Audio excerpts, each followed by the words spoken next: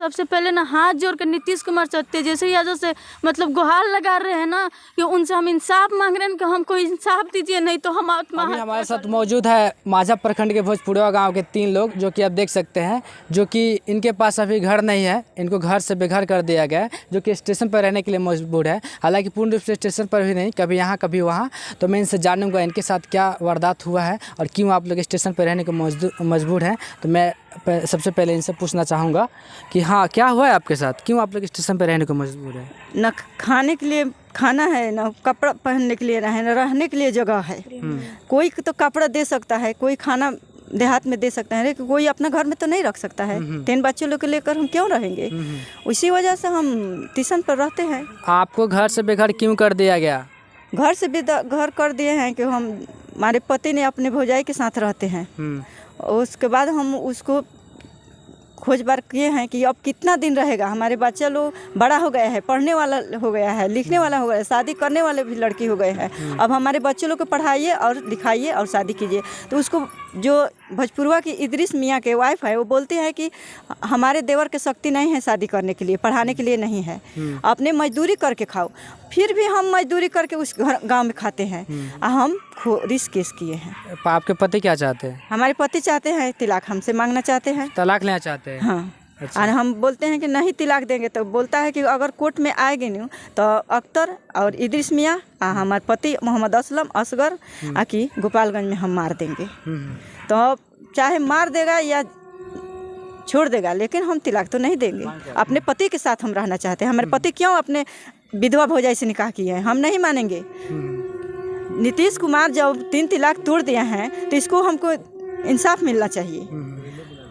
देखिए, तो इनका कहना है कि इनका पति तलाक देना चाहते हैं, जो कि आप लोग जानते हैं कि तलाक का जो नियम है मोदी सरकार 19 में समाप्त कर चुकी है। लेकिन फिर भी आज भी यहाँ पे कुछ धर्म के ठेकेदार और कुछ लोगों की वजह से तलाक के लोग मारे फिर है। तलाक की वजह से लोगों पे कितना बुरा प्रभाव पड़ा है आप यहाँ पे सीधे तौर पे देख सकते हैं। इनके साथ देखिए एक महिला है, उनके साथ 2 बच्चियाँ भी है, जो एक है जो 18 साल के हैं और एक बच्चा जो लगभग 10 साल का है। और मैं इनसे पूछूँगा कि और भी इनके साथ क्या क्या हुआ है। तो आपके साथ क्या क्या हुआ है? देखिए, सबसे पहले तो जब स्टार्टिंग से तो हम देखते आ रहे हैं, मेरे पापा अपने भौजाई के साथ गलत संबंध रखते हैं।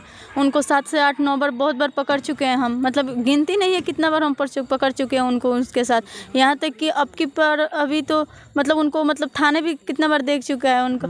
लेकिन सबसे बड़ी बात है कि उनके साथ देखने के बाद से वो मारपीट भी करते हैं।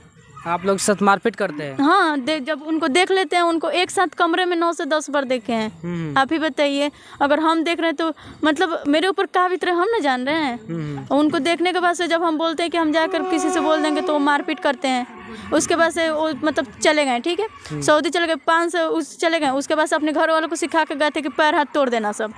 उसके बाद से उनके घर वाला बहुत मारा, यहाँ तक कि मार कर 3-4 आदमी को हम लोग को पटवा दिया था। एक हम ही थे जो बेहोश नहीं हुए थे। मारा तो हमको भी था, लेकिन हम बेहोश, 3 आदमी को हम सोच रहे किसी तरह अस्पताल भी नहीं ले जाया था। हम माजागढ़ थाना में कॉल किए, इंस्पेक्टर साहब आए, वहाँ से बड़े बाबू आए, वो लोग खुद अपने गाड़ी से उठा कर ले जाकर सदर अस्पताल भर्ती किए। 3 दिन लेकर हम एडमिट थे। उसके बाद से डॉक्टर रेफर किए, गोरखपुर लेकर चले गए। उसके बाद भी कोई 307 धारा लगाकर उसके बाद से उन लोग को पैसा वैसा लेकर छोड़ दिया। उस टाइम हम मतलब बहुत सारे ये किए, उसके बाद से कोई इंसाफ नहीं मिला। हमको लगा कि 5 साल बाद मेरे पापा आएंगे तो कोई फैसला करेंगे। 5 साल बाद आए। आपके पापा कहाँ रहते हैं? विदेश रहते हैं, सबसे मशहूर कंपनी में रहते हैं, अल्फोजान कंपनी में। तो आपके पापा आप लोग को नहीं मानते हैं? नहीं मानते। 75,000 रुपया कमाते हैं, अपने भौजाई के पीछे लुटाते हैं, यशबाजी का अयासी के पीछे रहते हैं। तो आपके पापा आपके मम्मी के साथ शुरू से ही ऐसा व्यवहार कर रहे हैं कि बाद में ऐसा व्यवहार करने लगे? शुरू से ही कर रहे हैं, लेकिन अब कुछ ज़्यादा ही कर दिए।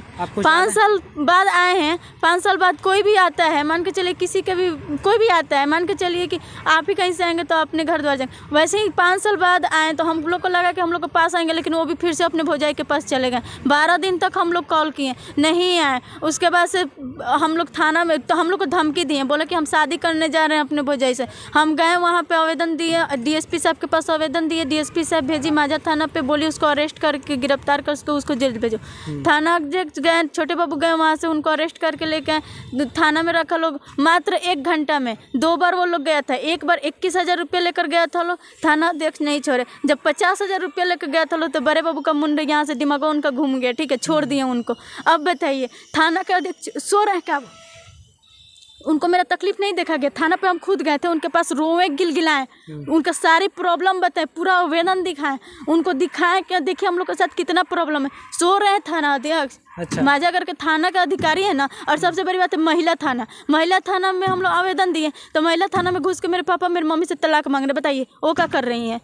थाना के अंदर जाके आपके पापा आपकी मम्मी से तलाक मांग रहे प्लस में हमको मार देने का धमकी दिया जा रहा है। अभी तक मेरे पास लगभग कई बार धमकियों की बात आ चुकी, कभी गोली से मारने की तो कभी सरेआम पिस्टल दिखाया जाता है तो चाकू दिखाया जाता है। बताइए हम लड़की हम सिवान में पढ़ाई करते हैं, जेड इस्लामिया कॉलेज में पढ़ाई करते हैं। अब यहाँ से हम जा रहे हैं, मेरे पीछे कौन लग के मांग रहा है हम देख तो अधिक आप देख ही रहे हैं लड़कियों के साथ कितना व्यवहार किया जा रहा है। कहीं भी कुछ भी गलत करके उसको चाकू मार दिया जा रहा है, गोली मार दिया जा रहा है। आप तो देख ही रहे हैं लोग कितना ऐसे कितना मामले आ रहे हैं। तो क्या गारंटी है कि मेरे साथ ऐसा ना हो जब वो लोग धमकी दे रहे हैं? तो बिल्कुल आपके साथ भी हो सकता है। मेरे साथ भी हो सकता है। इसके लिए फिर से हम एसपी साहब के पास आवेदन दिए। एसपी साहब बोले, एसपी साहब होकर एसपी साहब बोले कि हम क्या कर सकते हैं। अब आप ही बताइए ना इसका क्या जवाब है?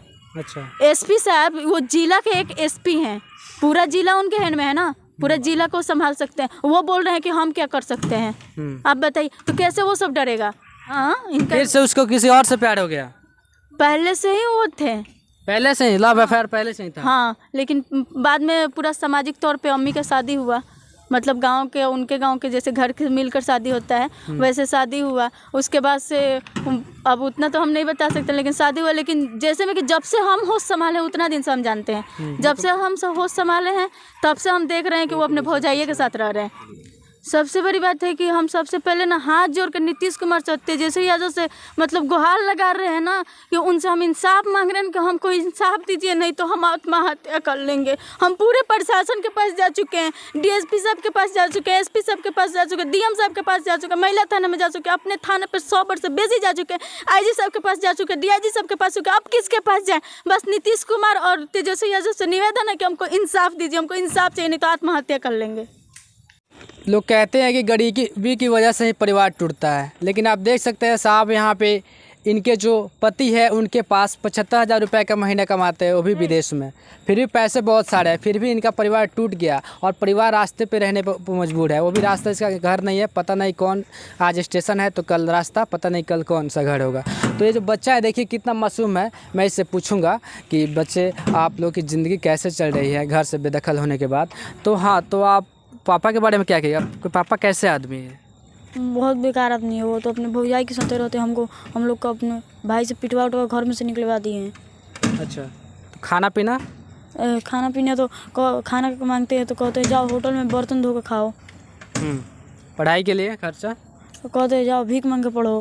भीख मांग के पढ़ने के लिए बोलते हैं? हाँ, भीख मांग के पढ़ने के लिए बोलते हैं।